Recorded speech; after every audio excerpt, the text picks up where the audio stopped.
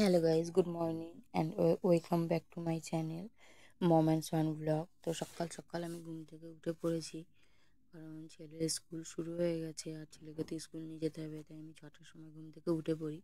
আর উঠে পড়ার পর যত আমার বাসি কাজ থাকে সেগুলো আমি সেরে রাখি, কারণ স্কুল থেকে ওকে আমি নিয়েই একবারে আসি।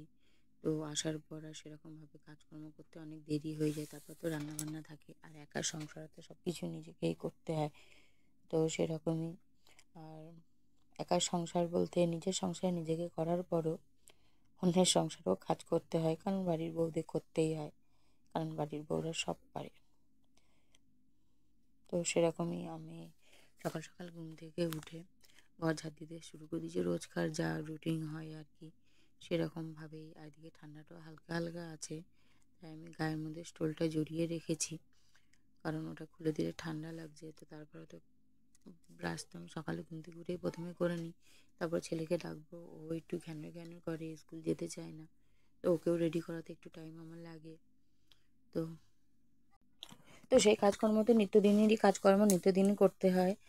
আর বাড়ির বউদের বয়স কম হলেও তারা কিন্তু সমস্ত কিছু করতে পারে, তাদের ক্লান্তি থাকে না। তো দেখো, আমি আমার বাসি কাজকর্ম করে ছেলেকে রেডি করে স্কুল চলে গেছি, আর স্কুল থেকে ফিরলাম।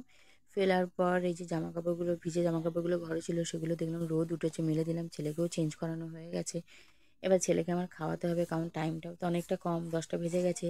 তো আমি ড্রেস চেঞ্জ করে নিয়ে ছেলের জন্য ম্যাগি সুজি করে নিয়েছি, এবার ছেলেকে খাওয়াবো। তো ছেলেকে খাওয়ানোর পর এই যে বিছানা পড়ে আছে আমার, কারণ বুঝতেই পারছো সকালবেলা সমস্ত কিছু করে যাওয়াটা সম্ভব হয় না। ছেলে 10টায় স্কুল ছুটি হয়, 10:45টায়। তো তারপর আমি বিছানা তুলছি, এদিকে রান্না বসিয়ে দিয়েছি। আর আমার টিফিন কখনোই টাইম ঠিক মতো হয় না, কখনো 12টাতেও টিফিন খাই, তো কখনো 11টাতেও খাই। তো সেরকমই হয়, কারণ একা হাতে সমস্ত কিছু করতে হয়, ছেলেকে সামলে, সংসার সামলে, সব কিছুই নিজে একা, বাজার দোকান সব কিছু নিজেকেই করতে হয়। করিতে দেখো শাক দেখতে পাচ্ছ, কলমি শাক, আর ওর মধ্যে বর্মা শাকও আছে। আমি কাল বাপের বাড়ি গেছিলাম, তো সেখান থেকে আমি নিয়ে এসেছি কলমি আর বর্মা শাক একসাথে, কারণ পাঁচমিশালি শাক খেতে কিন্তু ভীষণ ভালো লাগে, আর তোমরাও আশা করি ভালোবাসো। তো পাঁচমিশালি নেই, ওখানে 2 রকমের আছে। তো করার পর আমার প্রায় কাজকর্ম শেষ, আমি ঘর মুছছি। দেখতে পাচ্ছ জামা কাপড় সব পড়ে আছে, ভাঁজ করতে পারিনি। তো এই জামা কাপড় আমি সব সন্ধেবেলাতে ভাঁজ করি, কারণ সকালবেলা থেকে আর সময় হয়ে ওঠে না, পারি না, আর শরীরেও দেয় না। তো সেই জন্য আমি সন্ধেবেলাতে এই ভাঁজগুলো সব করি। তো ঘর দিয়েও পরিষ্কার করে নিচ্ছি।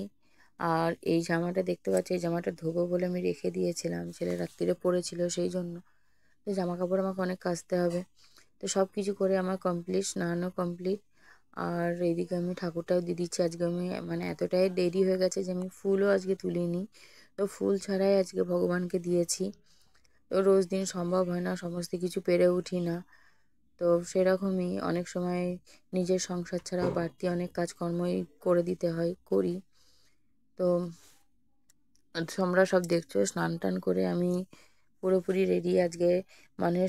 ঠাকুরটা দেওয়ার আগে সিঁদুরটাও পরিনি, এতটাই দেরি হয়ে গেছে। এদিকে আমার হাজব্যান্ড চলে এসেছে, ওর খিদে পেয়েছে, ছেলের খিদে পেয়ে গেছে, ওর চোখে ঘুম। এই জন্য আমি একটু তাড়াহুড়ো করছি, যে কী করে তাড়াহুড়ো করলে আমার কাজটা শেষ হবে। আর সেই ফাঁকে এই জন্য আমি আগে ঠাকুরটা দিয়ে নিয়েছি, ওদেরকে খাওয়ানো কমপ্লিট, এবার আমি খেতে বসে গেছি। তো ভিডিওটা ভালো লাগলে সাবস্ক্রাইব করো প্লিজ, কমেন্ট করো।